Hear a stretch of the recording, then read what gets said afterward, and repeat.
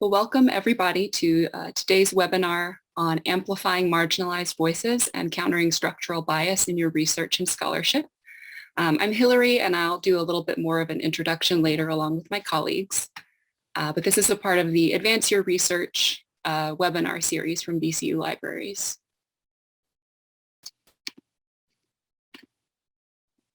Okay.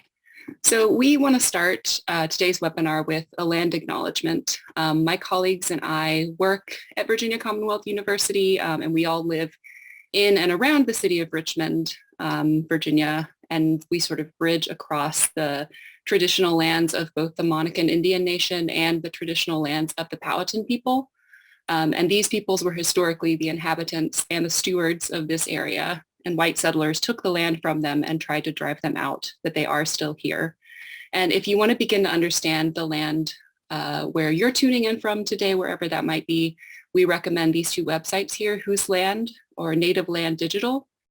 And we want to just acknowledge that we're all gathered wherever we are on sacred and unceded homelands of many different indigenous nations. And we want to acknowledge these communities, their elders, both past and present, as well as the future generations. This acknowledgement, we realize, is just one small step in beginning the process of working to dismantle the ongoing legacies of settler colonialism. And we also want to acknowledge that yesterday, February 1st, was the first day of Black History Month, which is a celebration of the contributions and the achievements of Black Americans, specifically in recognition of the central role that they've played throughout American history. And one of our goals today is to help you identify permanent changes that you can make to your research practices, not necessarily just one-time actions. And in that spirit, we also want to acknowledge that celebrating Black history is something that needs to be done year-round, not just during 1 month of the year. And now we're going to take a minute to introduce ourselves to you. So my colleagues are going to unmute and introduce themselves. Hello, my name is Erica Brody. I'm one of the librarians on the MCV campus, and I serve the School of Dentistry. Hi folks, my name is Carla Mae Perkindale. My pronouns are she and her, and I'm the Arts Research Librarian, and I'm based at Cabell Library on the Monroe Park campus. Hi everyone, my name is John Glover. I work with Carla Mae in the Department of Academic Outreach in the Monroe Park campus. I'm the Humanities Research Librarian, and my pronouns are he and him. Okay, and I'm Hillary Miller. My pronouns are she, her. I'm the Scholarly Communications Librarian, which is a role that kind of bridges across both campuses at VCU. Okay. So we also want to give a little more context of where we stand or where we're coming from today. So first, we just want to welcome you to this conversation. We have kind of designed it to be a little bit more of a conversation or panel experience between the speakers today, as well as time for Q&A at the end. And we want to acknowledge, obviously, that we all have diverse experiences and knowledge that each of us is bringing to this webinar today. And that these perspectives are informed by our unique lived experiences, and we're still learning, right? So we will be sharing what we know, but we know that, you know, we may fall short or not mention things that are relevant. And so we just want to recognize, let you know that we're looking forward to conversations and questions from you, and you sharing your own experiences at the end of the presentation today.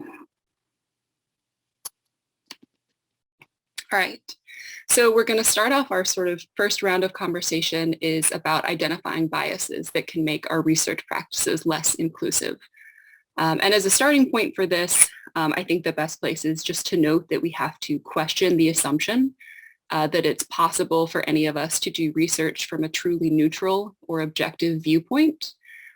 So once we've challenged that assumption, we can really begin the work of understanding the biases that may exist in ourselves, in our disciplines, in the way that information is organized, for example.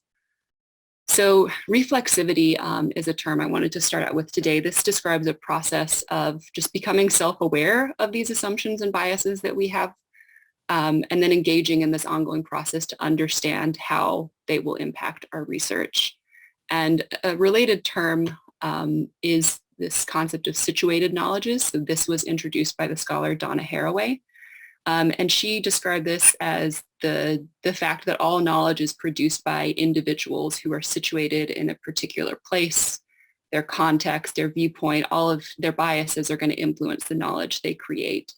And in particular, important for what we're discussing today, she stated that when there are claims of objectivity or neutrality made in research, many cases it's just a veil for a very specific viewpoint, which is white, cisgender, heterosexual, and male in most cases.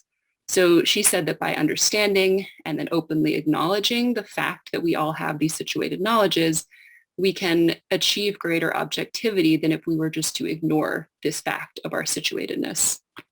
So in this portion, we're going to be looking at how, we're influenced by the predominant assumptions and biases that may exist within our disciplines. Similarly, there's a tendency to think of research as something that is inherently or can be neutral and objective. But there are also longstanding biases within disciplines that have to be recognized and challenged. So I'm going to turn it over to my colleagues now who are going to share some more examples in this vein from their disciplines. So in the arts, the main bias we deal with is with Western or European American art being considered the default baseline. And this is evident in our canonical texts, especially for survey history courses. Many of them feature few women or people of color, and the non-Western world is only briefly mentioned. If you want that content, you have to get a special book, for example, Women in Art, or take an extra elective course. So apart from our texts, this Western bias also has meant judging all art by Western standards. And this has led to non-Western art being viewed solely through an anthropological lens, and the belief that non-Western societies didn't have art, they had artifacts. So their cultural work was displayed in anthropology and not art museums. Much of this is tied to valuing the so-called fine arts like painting and sculpture over what we call decorative arts or crafts like textile and metalwork. And this is problematic for many reasons. For one thing, many non-Western or indigenous cultures, creative work stems from religious or social customs. And historically in the West, arts like quilting and woodwork provided creative outlets for women and people of color who were denied access to the life of a, quote, professional artist. And then finally, many sources of information ignore or undersell the impacts of colonialism on culture. Resources will discuss the aesthetic and material influences on Western art due to trade, for example, without any reference to the human exploitation and cultural appropriation or even destruction left in its wake. And I'll hand it over to our humanities person, John.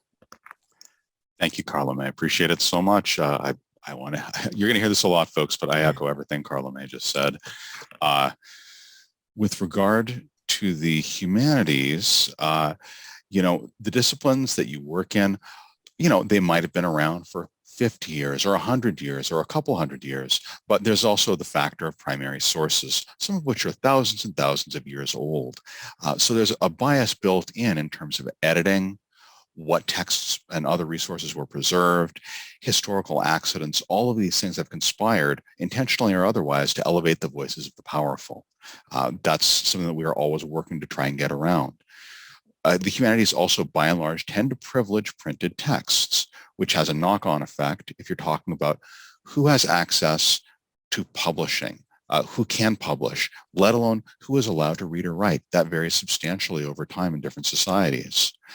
Likewise, kind of along the same vein as what Carla May was saying in terms of who is a subject, who is a speaker, marginalized groups have historically often been treated as subjects of study, not co-researchers, not people who are articulating narratives together, but people who are just there to be studied. And that's changed a lot over time, but we're certainly not in any sort of perfect place yet, and it's an ongoing process. Last but not least, I would say the authoritative sources that you're often told to use as an undergraduate or a graduate student, they all have biases built in, including these things that I've just listed on this slide here, which talked about, but there are a range of them. Authority has a bias. So at this point, I'd like to pass it on to Erica to talk about health sciences. Thank you. So in the health sciences, the circumstance where you can make sure your research is inclusive of marginalized voices is when you're designing your own studies. Since all knowledge is situated knowledge, it's influenced by an individual's unique set of experiences. When you design your own research, if the health condition you're studying impacts people with a different experience than your own, it's good to include someone from that population on your research team. So, for example, if I'm interested in improving the experience of people in wheelchairs during their dental care, I want to bring at least one person who's lived in a wheelchair onto my team, either as a consultant or as a member of the team. This person can make sure I'm asking relevant, important research questions that are important to people in wheelchairs. And they can provide guidance on the best ways to gather information and data from folks in wheelchairs, and even maybe how I can make sure I get good participation from this population.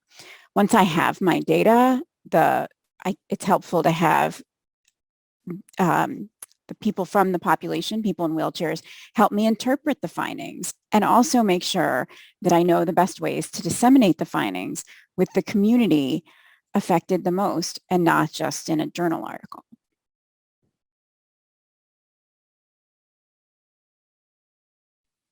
Right. So the next part of this webinar, we're going to be talking about generating more comprehensive search strategies. And I just want to start with a bit of an introduction to kind of address why these search strategies need to take bias into account. So some of you might have read or have heard of the book Algorithms of Oppression by Sophia Umoja-Noble. And Dr. Noble is an internet studies scholar and professor of gender studies and African American studies at UCLA. And she wrote this fantastic book based on her research that is similar to things we've been discussing, challenging this commonly held notion that search engines like Google, for example, are neutral tools, when in fact the algorithms that are used to support these tools are created and used by people, and all people have biases. And these biases are subsequently reinforced by the algorithms. Her research also specifically demonstrates how algorithms privilege whiteness and replicate sexist and racist beliefs. And so library subject headings, research databases, these kinds of tools have similar problems. It's not just a search engine or algorithm problem. So there was actually a very recent example from last November, after several years, in fact, many more years, but several years of trying, the Library of Congress changed the outdated and dehumanizing subject headings that were there for a very long time for aliens and illegal aliens. And they've added new subject headings now for citizens and illegal immigration.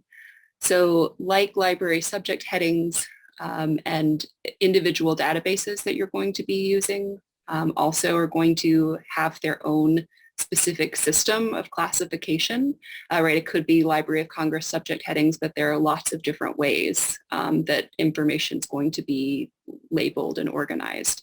So one way to understand where these biases might exist, especially in databases you might use a lot in your research, is to take a look at the thesaurus for those, which can help you start to understand where some of those gaps or biases might be, and where you might need to fill those in, for example, with keyword searching rather than relying on subjects. And obviously this work continues. The Library of Congress example that I gave is just one of many, many areas where people are pushing for language to be changed in systems like that. So I'm going to turn it over to my colleagues now to give some more examples and tips for how to navigate these issues. So for the arts, one of the main ways to search more comprehensively is to intentionally seek out scholarship about and by underrepresented people. This, of course, can be a challenge because an artist or author's identity isn't always clear. And sometimes this requires doing a little bit of digging into your author after you've identified a source that you want to use. But when searching for people, one important factor to remember is that language about identity has changed over time. So this means you might need to use language that may be outdated or even offensive to us today to search for information, especially when it comes to history. So for example, Negro, Black, African American, or Latino, Hispanic, Latinx, or homosexual, LGBT, or queer. They're not necessarily exact synonyms, but you'll get related information. You may also face a lack of information, but that does not mean that the information doesn't exist. As John mentioned before, it may just reflect past values about what was worth collecting, saving, and disseminating. So you may have to go beyond the most easily available sources directly to a specific archive and do some original research. Your whole research process could potentially require you to roll up your sleeves and work harder than you'd expect to find the information you need. John? Thank you, Carla-May. +1 to everything that you just said. When you're trying to make your searches comprehensive, you need both to use time-tested tools, those sorts of authoritative sources, databases, what have you, and new ones, whether we're talking about academic social media or, sources like Twitter. People will wind up sort of shouting the virtues of and sort of providing public information about their own new scholarship. And that can be a really valuable source for material that's not going to be in, or doesn't quite fit with academic research databases. Likewise, along with Carla May's point about language, think about all those different synonyms and search terms. Consider saving searches for all of your subjects of interest, including the synonyms, alternate names, and so on. Sometimes those different words will bring up different content that you won't find using the others. Likewise, at the back of a book or article, or if you're talking about a full book-length bibliography, those are great resources and can take you to places you wouldn't have found otherwise, and yet they also always exclude. No bibliography is comprehensive. So bear that in mind, even when you see things that have words like complete or comprehensive or final or whatever in their title. Last but not least, look at the rising scholars. Look at what they are. In addition to saying on Twitter, look what they're putting in their graduate student scholarship, master's theses, dissertations, MFA theses, all manner of content like that can challenge your thinking and point you in new directions you wouldn't find otherwise. Erica, over to you. So when thinking about the health sciences, I have 2 recommendations for developing comprehensive search strategies. First is search hedges, and the other is avoiding black box algorithms. So building on John's suggestion where you build a comprehensive search for concepts you use frequently, in the health sciences, we're pretty lucky in that there are some people who spend time even building evidence about identifying the best search strategies or hedges for certain topics. And in the resource document we'll share, there's a link to one particular resource from the University of York in the UK that includes a variety of evidence-based searches that they've developed that you can borrow. In addition, we have resources like the Latinx Caucus of the Medical Library Association has a search hedge for Hispanic and Latinx. And if you're looking for concepts where there is no evidence-based search available yet, one trick you can do is look for a Cochrane review that uses that concept, and then you should be able to find at least an appendix where the full search strategy is available. So I like to encourage people to stand on the shoulders of previous giants to develop their strategies. Further, when you're doing your searches in databases, it's important to avoid these black box algorithms, ones that are not clearly defined, because as Hillary mentioned, these algorithms are frequently including bias. So for example, with PubMed, the default sort is by best match. So, and best match is partially reflects past usage of an article. So it's better to sort by most recent so you're not biased by these first results. Similarly, in Google Scholar, the default sort is by popularity. So it's better to sort by date in this case as well. Back to Hillary.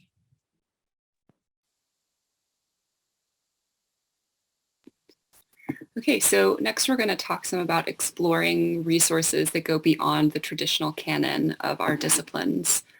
And by doing this, one of the things that we're seeking to do are combat cognitive injustice and also promote cognitive justice. So I've got two definitions that I really like to kind of describe what these concepts are.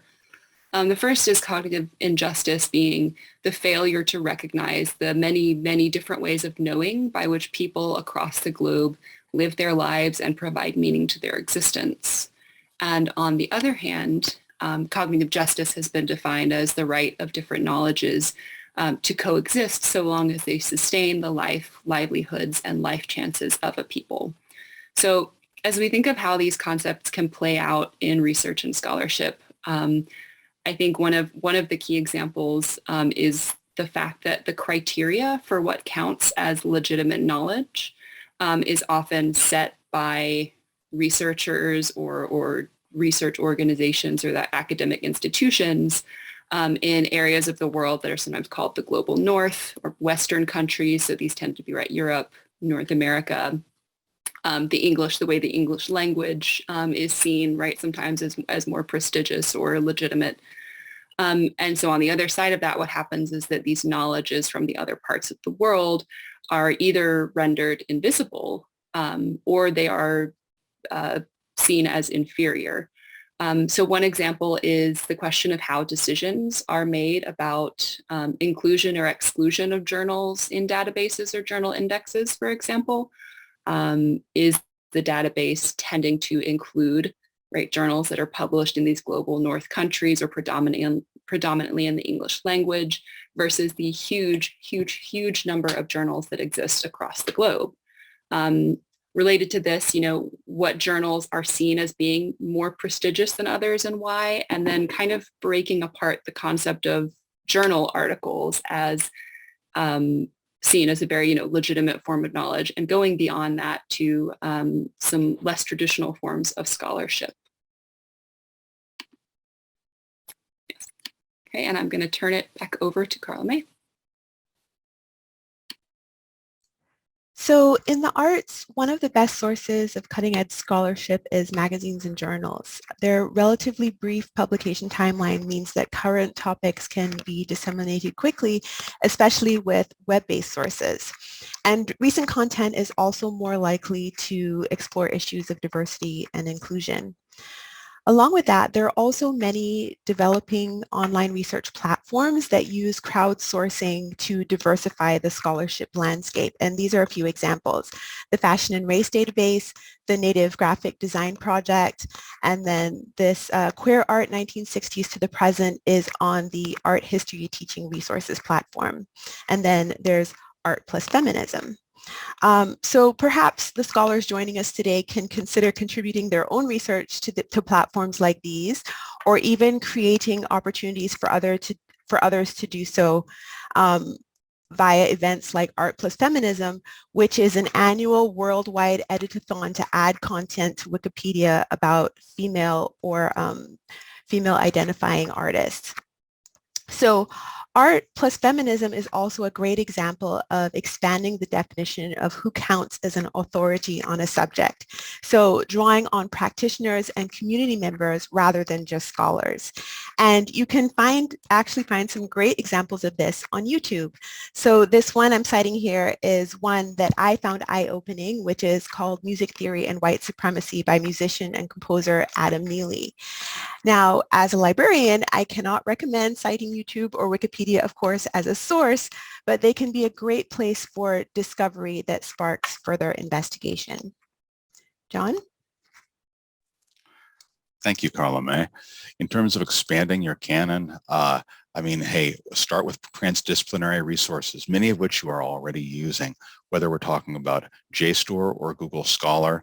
Get outside of those disciplinary resources you use all the time. If you're in English and love the MLA International Bibliography, that's great. It's an outstanding tool. It does wonderful things, but you may find new resources just another aisle over. Likewise, seconding what Carla May was saying, newer forms of scholarship, which may be, contextually quite different from discipline to discipline. Video essays might be very old news in certain fields, but in other areas, aspects of the public humanities may be sort of taking on these new genres and doing just work that hasn't been done before in that way.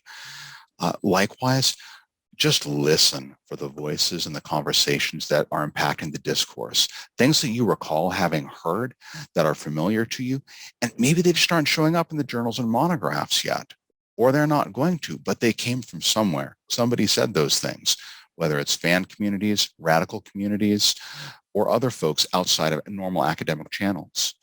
And last but not least, look at what other fields are doing with your subject, which can, you can use that in your transdisciplinary kinds of resources. Just, what do the geologists have to say about, Raisin in the Sun? I mean, who knows? I mean, it may be nothing, but you never know.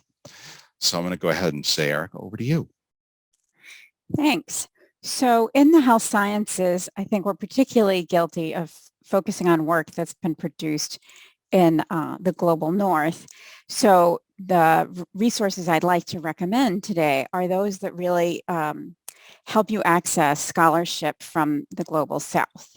All of these listed here are open access. There's a couple more on the resource guide that are subscription only for folks at VCU.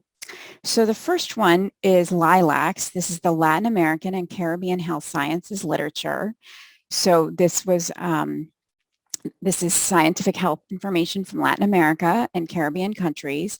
There's articles in Spanish, Portuguese, English, and some in French, which suggests that you may want to include someone or more than one person on your research team that can read a language other than English so that you can bring in these other voices.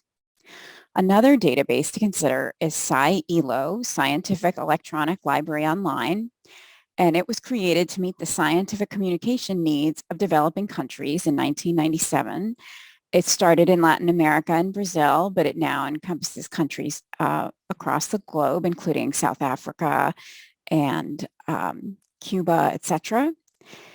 Also, there's a project called the Journals Online Project, also aimed to provide increased visibility, accessibility, and quality of peer-reviewed journals published in developing countries. So similar to SciELO, and they're also organized, the journals, into collections by country. However, this resource is unique in that it also launched a journal publishing practices and framework standards to help editors improve the quality of their journals. And then these last two items mirror some resources that are available in the US. Europe PubMed Central is like our PubMed Central, which serves as an open access repository for research funded by 33 funders across Europe, including the WHO and Multiple Sclerosis Society and Cancer Research UK.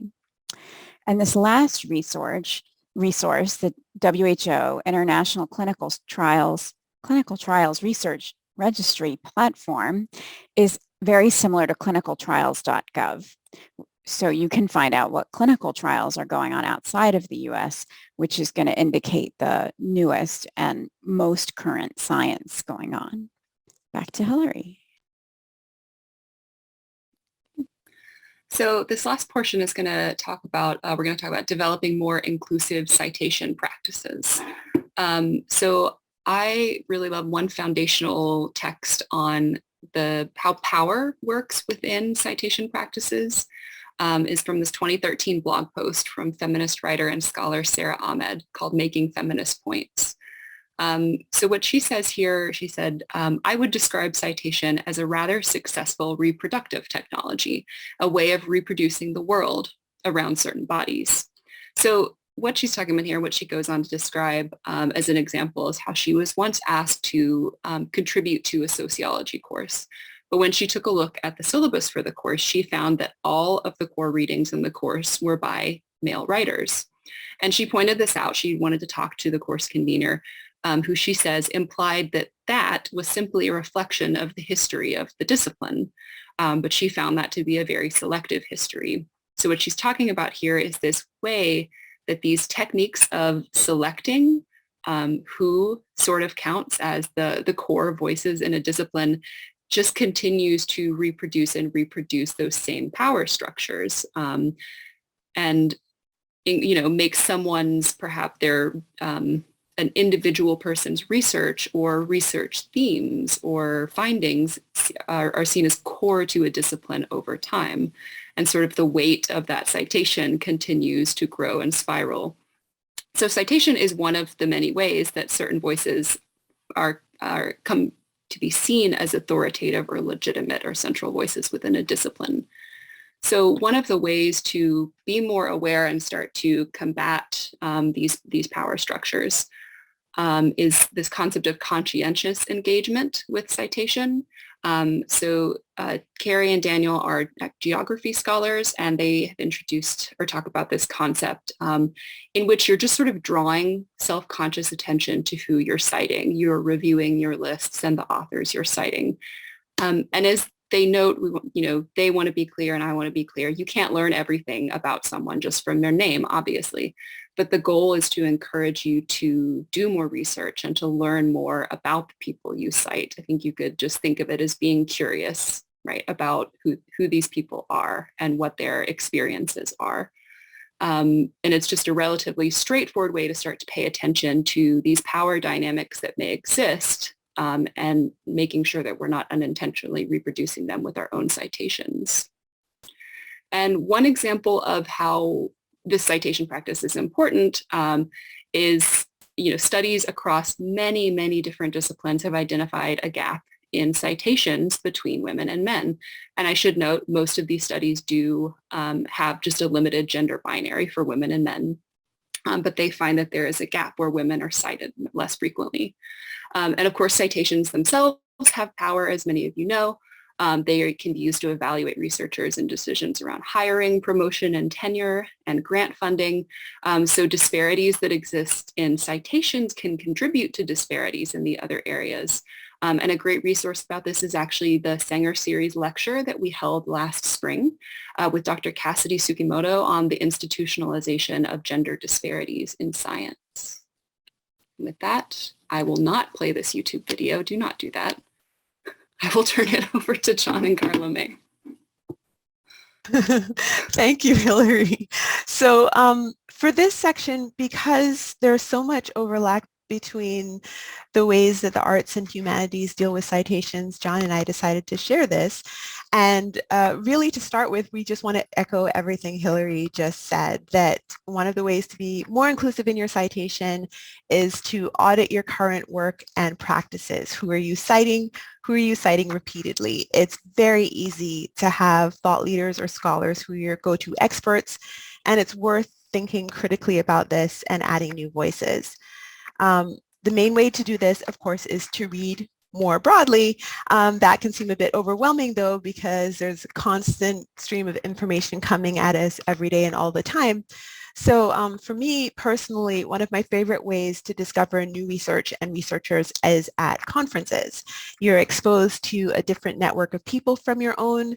Diversity and inclusion are a hot topic in academic circles these days as well. So conference presenters and their sources can be a really valuable way to think about what your next reads might be to help broaden the field that you're drawing from. John? Thank you, Carla May. I want to extend what she just said about sort of expanding your reading. You've got these scholars you're encountering at conferences, but even, just generally unfamiliar names are a good thing. If you're looking at a table of contents on an issue of a journal, what names do you not recognize? If you're getting a book of sort of a collection of criticism or scholarship or what have you, go through that table of contents. Who don't you recognize? Ditto bibliographies. You can use these strategies we discussed earlier in terms of identifying individual scholars out there on social media or otherwise, conferences, but just when you've got those lists, who don't you know? That can be a valuable clue to help you identify folks who are just trying to get a foothold into the conversation. And you have the power to help them by reading them, respecting, and citing their work. Likewise, last point here, if you're citing Indigenous knowledge, how are you doing it? There's an article linked on the resource list that Erica mentioned in chat, but historically, scholars have done a range of things in terms of citing Indigenous knowledge, from not citing at all to citing it in ways that really did not afford the appropriate level of respect and weight that were offered to other kinds of scholarship, other kinds of contribution to the discourse. So think about how you are elevating people's voices. Can you do a better job of it? Erica, over to you. So once again, health sciences is a little bit different in this regard because we don't generally select citations based on author demographics or the prestige of a journal or an organization. We're really focused on trying to find studies that use the most rigorous methods, which include mixed methods and qualitative. And what are the studies that are most applicable to my patient or my patient population? And you might think, an easy way to do this is to focus on studies that have been cited a lot or in a journal with a high impact factor. So you just want to look at metrics. However, even though this might be quicker, this approach won't necessarily yield studies with the most rigor or societal impact.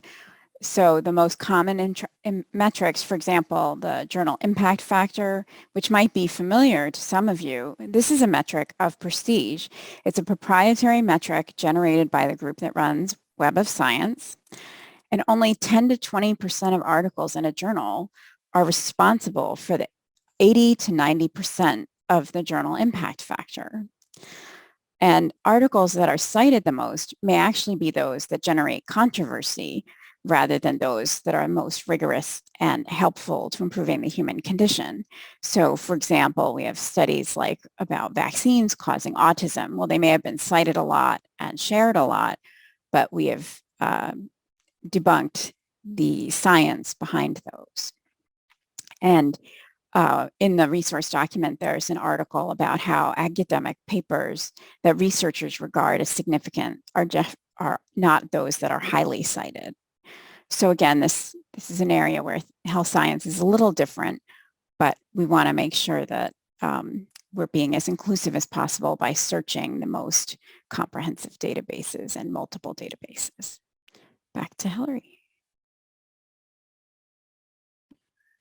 So with that, we are opening things up for a Q&A. I think I saw a couple of things pop up in the chat that I haven't taken a look at yet, but we invite you at this time if there's anything you'd like to ask in the chat or just share from your experiences, resources that you know of that might be useful to other folks who are here today. We invite you to do that.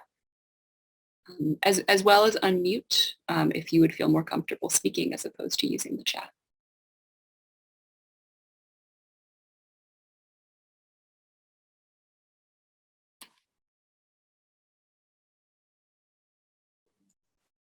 Hi, I'm Megan and I have a question.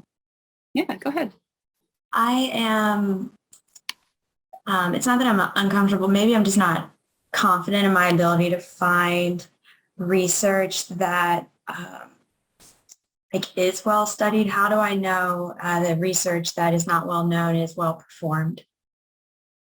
Can you share which discipline you're coming from or which department you're coming from, and maybe we can have one of our folks. Yeah. I'm actually coming from a social work perspective. Okay, great. So I could take a quick stab at this. So when you're trying to figure out what's the best designed study, I recommend you go through the somewhat labor-intensive process of doing critical appraisal and looking at the article in terms of biases that could be introduced by the study design or the interpretation of the findings. So this just takes a little more effort than just looking for a metric. Okay, thanks. That's helpful.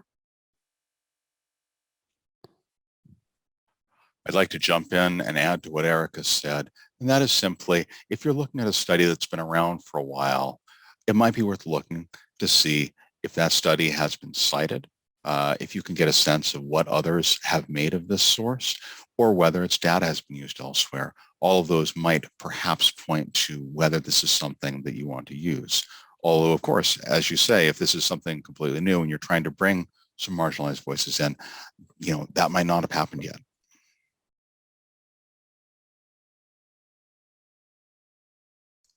Can I also just make a plug for my social science colleagues? You may want to, since they'd be more familiar with your discipline, you may want to check with Kelsey Cheshire or, well, actually, yeah, that would probably be Kelsey. And I will try to stick her contact information in the chat. 1 second.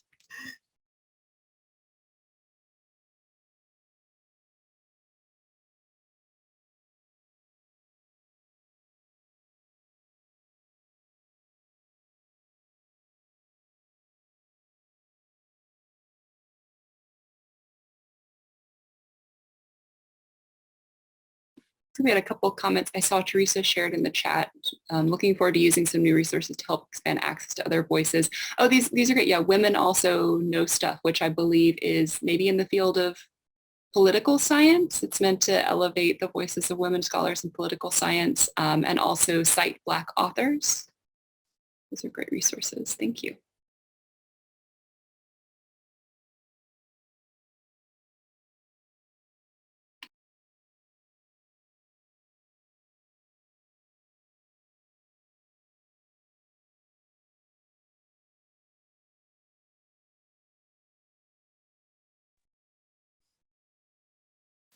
May I ask a question? I'm in my discipline, which I keep up with pretty well in the conferences and maybe a little less well in the literature. I don't think anyone is working on the same topic area that I am, other than a few white females, which is, it's a white female dominated profession. I'm in library science, for those of you who don't know. And so how do I know if I'm missing them because there are no non-white, non-women, or if I'm missing them because I don't know what I'm doing?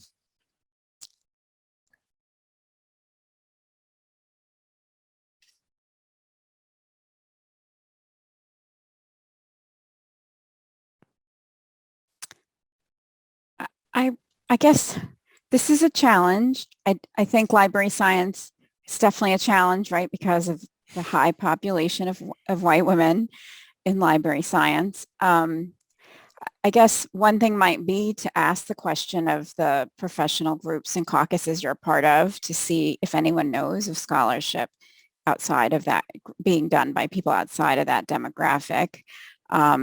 Maybe even bring questions like this to caucuses, right? Like there's caucuses in the library world that are focused on the interests and insights of different BIPOC groups. So maybe you bring the question to those groups. Those might be a start.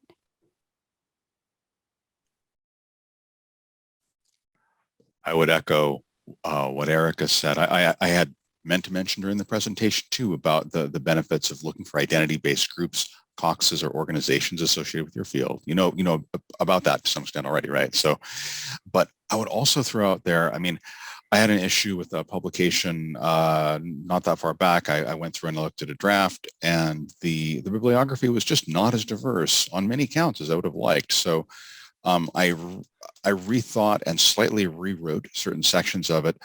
And by shifting the question in a couple of cases, I was able to cite more inclusively than I might have otherwise.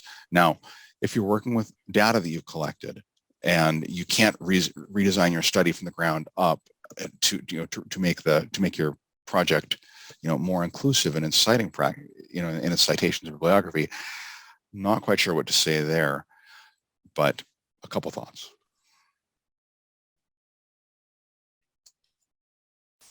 So I imagine the art's very different from what you do, Nina, but I'm thinking of a class I did recently with an interior design, a set of interior design students where they were trying to find,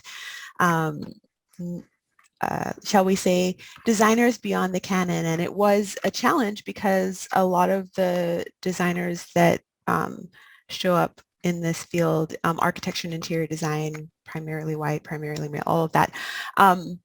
But one source of information we found is that because the profession is aware of the lack of diversity, they have a diversity and inclusion initiative where they promote up and coming designers of color or women or whatever on their professional site. So they might not show up in publications yet, but they are, I guess the organization is trying to make people aware of them. And I wonder if there are professional organizations related to what you're doing specifically that might have something similar, that might be a source of maybe up and coming scholars that are trying to get into the space you're in, for what it's worth.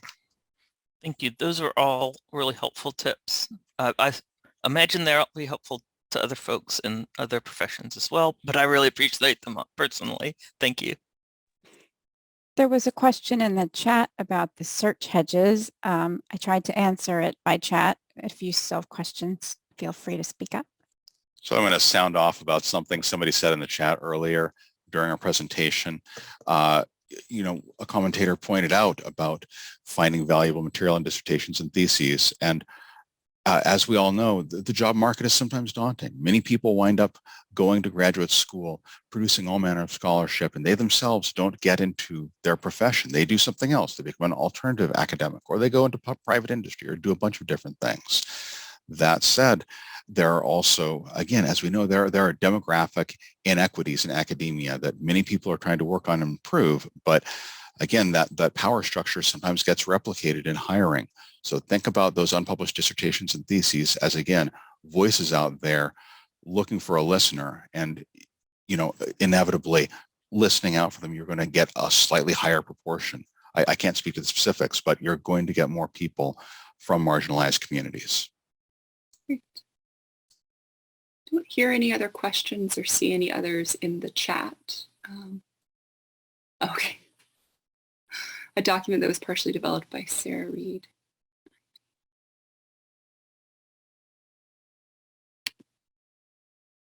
Great, thank you for sharing. Right. Well, hearing no other questions, we'll go ahead and switch our slide over really quickly to the resources document that we've mentioned today. Is just a list of some of the links of things that we think would be interesting reads for you or were mentioned today. So I'll give you all just a second to copy that down if you'd like, but we will be sharing that out as well. And I think it has been added to the chat. And then I'd also like to take a second to make sure that you have the contact information for these folks here today. Also, don't forget, depending on the department or school you're in, there may be another librarian who is not here today, who specializes in your area and would love to hear from you with questions. So thank you all so much for being here, and we hope to see you at another Advance Your Research webinar